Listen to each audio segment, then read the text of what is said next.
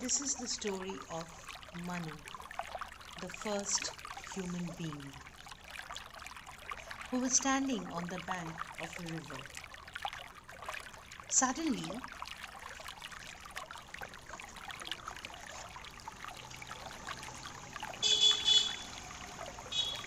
a tiny fish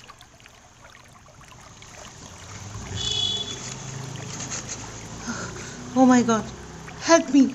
Oh God, help me! Help me!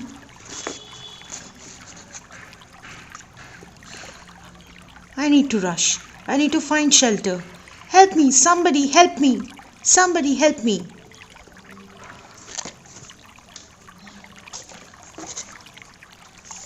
Manu, who was standing all at the bank of the river, saw the tiny little fish. The fish came to Manu and said,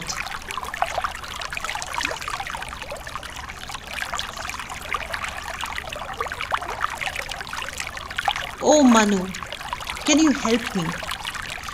There is a big giant fish who wants to eat me up. Can you please help me? Please save me." Manu was kind enough, and Manu took the fish with care and put it in a vessel.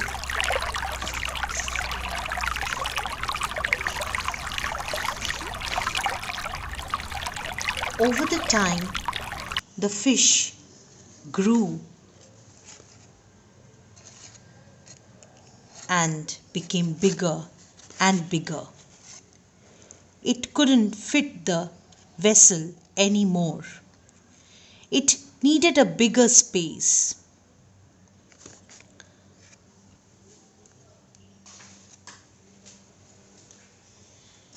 Manu was really worried and confused too. He didn't know what to do. Manu prayed for rainfall so the sea would swell in size and accommodate the fish. The rains fell heavily and the sea expanded.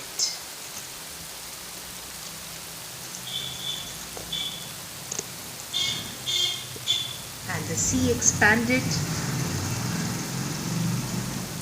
but then the water started creeping over the dry land.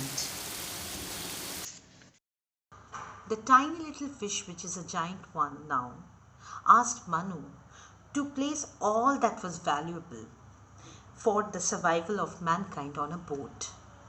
You will find a similarity with the Noah's Ark here. So let's continue. It then sprouted a horn. It had sprouted a horn. A horn came out, a horn popped out from its head and asked Manu to tie the boat to the horn.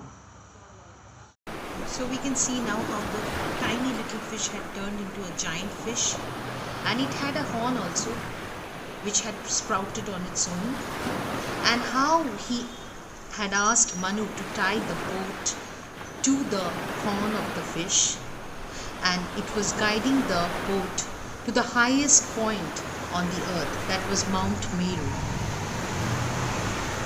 There Manu sat waiting for the waters to recede so he could start civilization once more. And after this, what happened? The fish later revealed itself to be Vishnu and told Manu that his willingness to save the fish, the tiny fish, from the bigger fish had created civilization. That was good. But his excessive concern for the growing fish, whose demands were relentless, from a tiny little river to a vessel, then a bigger vessel, and then finally to a pond, and then again back to sea. This relentless demands had caused the destruction of the world, and that was definitely bad.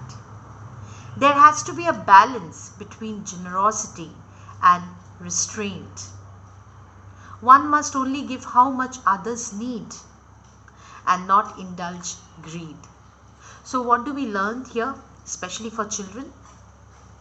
We must not bug our parents. We must not force them to buy things over and over again, if I have to put it in that way. And for parents, it is like, whatever your children are asking you to get, please don't buy them everything. Think about what is needed, what is not needed. Give only what is needed. Because when we give too much, it is like they don't know the value of things. They should know about the value. Here I'm not talking about the money. Here I'm not talking about the expensive part. Here I'm talking about the importance of a thing. Why do they need that? Children and adults can learn a lot from this one little mythological story. I think our evening is done, I guess. And I hope you all enjoyed it. Please subscribe to my channel if you haven't yet. And do like it, because encouragement is really appreciated. And yes, as I always say, if you dislike it and if you really want to comment, I don't know whether comment option is there or not, because whichever I'm making, whatever videos I'm making, it is for the kids. So anyway, if you can't comment, it's fine for me. If you comment, please comment in a very dignified manner. It's my earnest request.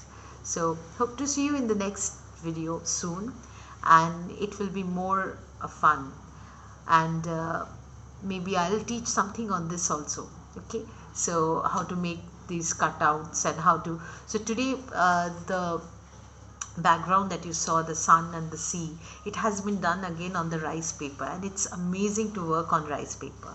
So we'll come out with that idea. We will see something to do with that. So see you soon. Bye bye, take care and stay safe.